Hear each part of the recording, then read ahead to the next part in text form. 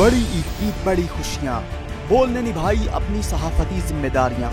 कराची में ईद उल अजहा के मौके पर लियाकताबाद टाउन ऑफिस के साथ ही आलाइशों का ढेर लग गया है। सिंध सॉलिड वेस्ट मैनेजमेंट की टीम भी वहां पर मौजूद है। बड़ी ईद की खुशियों में भी बोल रहा सबसे आगे, सफाई मुहिम के लिए मुतालिका इदारों तक पहुंचाई आवाम की आवाज।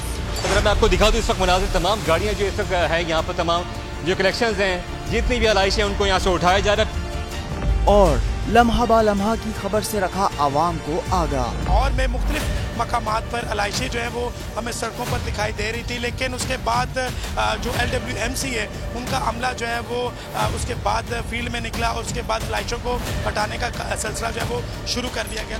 बड़ी ईद की ट्रांसमिशन 57% आवाम ने देखी बोल की स्क्रीन पर, क्योंकि बोल है पाकिस्तान का नंबर 1 न्यूज चैनल।